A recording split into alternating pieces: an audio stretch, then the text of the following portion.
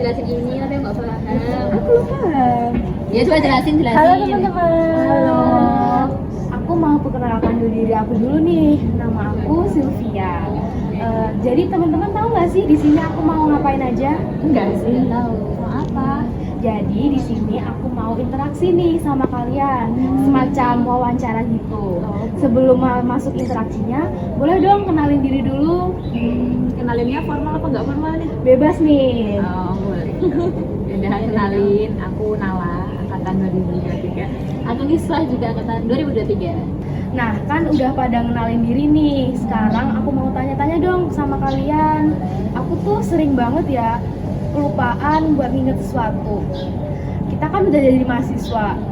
Setiap pertemuan pasti membahas satu bab. Belum lagi tugas dari matkul lain, terus tugas-tugas lain yang deadline-nya mepet-mepet juga. Nah, gimana sih cara untuk meningkatkan memori kita agar kita cepat ingat gitu? Gitu. Ya. Kamu dulu apa aku dulu nih, jawab? Kamu dulu aja, nggak tahu.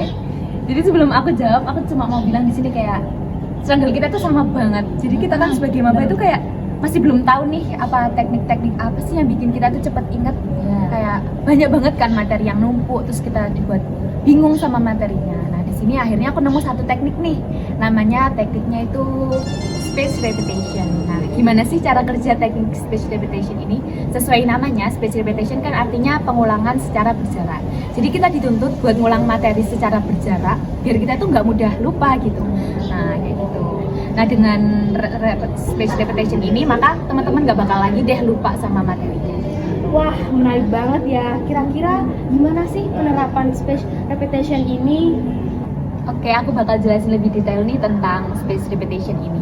Jadi pada spaced repetition ini kita tuh memanfaatkan kurva lupa atau forgetting curve yang dicetuskan oleh siapa sih namanya, itulah pokoknya Ebbinghaus kayaknya kalau nggak salah.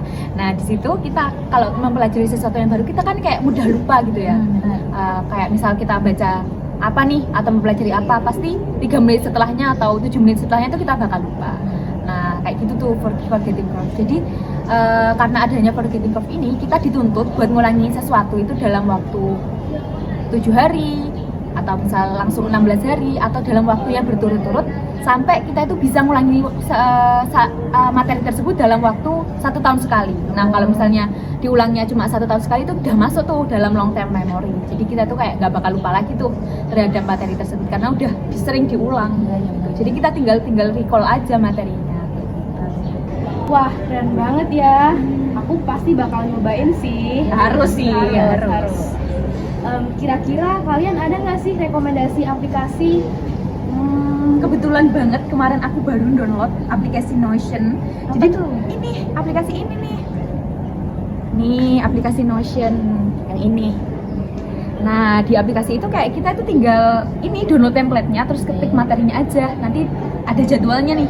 Kita suruh apa nge-recall-nya itu kapan gitu. Wah, bagus banget ya. Oke. Harus coba sih. Sip, boleh deh. Boleh.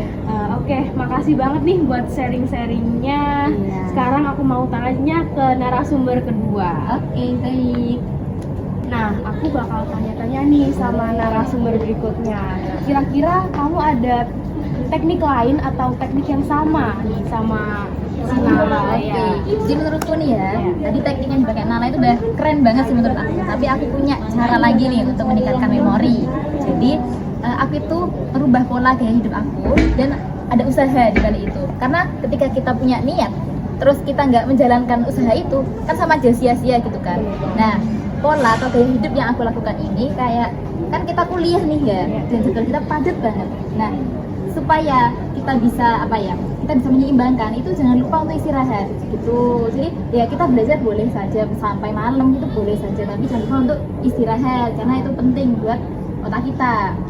Lalu kita juga perlu ini menjaga makan kita. Nah untuk aku sendiri ini ya yang merantau, yang di kos-kosan gitu, aku biasanya dalam seminggu itu ya nggak makan mie doang kan, biasanya anak kos-kosan itu nyetok mie sekerdus gitu. Nah jangan lupa untuk memakan sayur-sayuran supaya tubuh kita tetap sehat. Lalu jangan lupa kita untuk terus berolahraga. Kenapa? Karena dari olahraga tersebut nantinya aktivitas fisik itu bisa meningkatkan kognitif kita begitu. menarik banget nih dari versi kamu. Berarti kita ada 2 versi nih, dari versi Nala sama dari versi Niswa.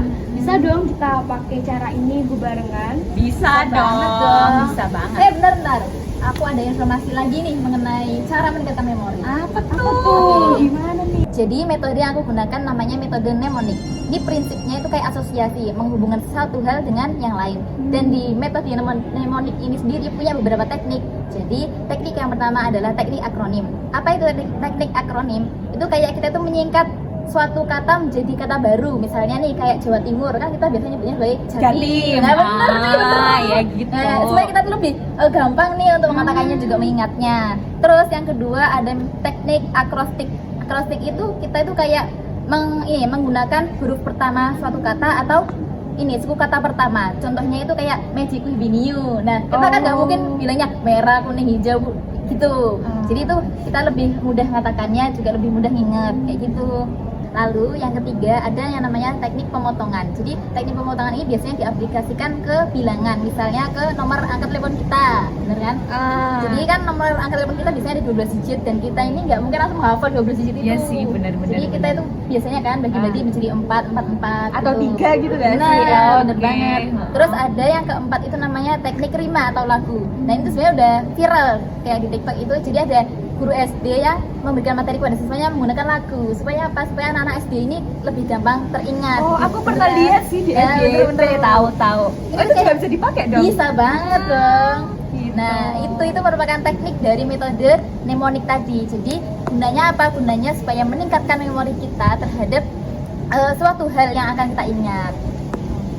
Tapi nih Sil, dari semua teknik yang udah kita omongin tadi, dalam proses pembelajaran atau dalam proses mengingat ini ada satu hal sih yang nggak boleh kita lupain.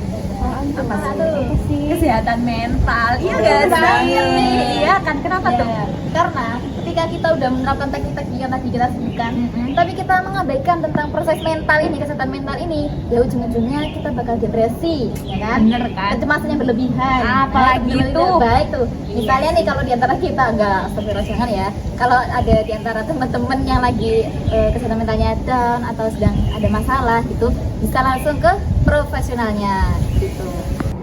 Nah teman-teman, itu dia sesi interaksi bersama Nala dan Niswa. Yeay. Informasinya sangat bagus-bagus, bermanfaat sekali, dan kita dapat mengambil insight baru buat gimana sih cara ningkatin memori yang sering lupa. Tuh. Terima kasih banyak ya. Ya, sama-sama. Terima kasih juga. Dadah. Jangan lupa diterapin ya teman-teman. Jangan lupa.